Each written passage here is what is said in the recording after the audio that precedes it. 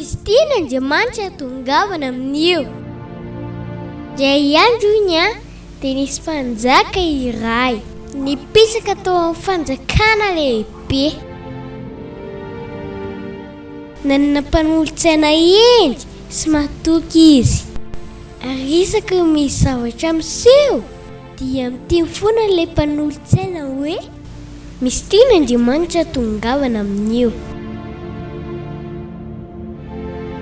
Indray andro dia nandiny azy ny mpanjaka sy ny mpanolotsaina. Dia naratra mafy ny tanan'ny mpanjaka satria niary tamin'ny biby ity.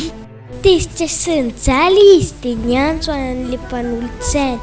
Hoy ny mpanjaka hoe jereo ange zavatra nitsanga tamiko hoe tena loza mihitsy izao. Namaly ilay mpanolotsaina hoe ry mpanjaka misy tian'Andriamanitra hahatongavana amin'io. Tafitohiny ny mpanjaka ka nasainy nampidirana amponja ilay mpanolotsaina. Fa afaka andro vitsivitsy dia nandeny azy irery ilay mpanjaka. Tafiditra lalina tany anaty ala izy ka tratran'ny olon-dia izy. Ireo olona ireo dia mbola manao sorona dia nifatorany mpanjaka. Rehefa hanao sorona izy dia hita mifatapaka ny tanan'ny mpanjaka. Dia navotsy izy ireo mpanjaka, mila olona tsy misy kilemy izy ireo.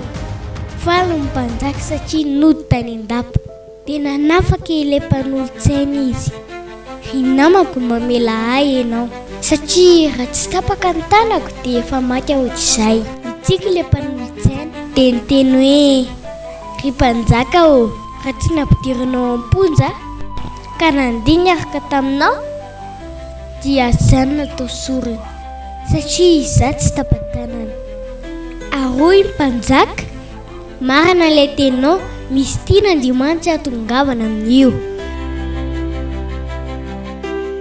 Tadidio ninon'inona zavatra mitranga dia misy tian'Andriamanitra hahatongavana amin'io. Dia zareo nidera sy nifaly.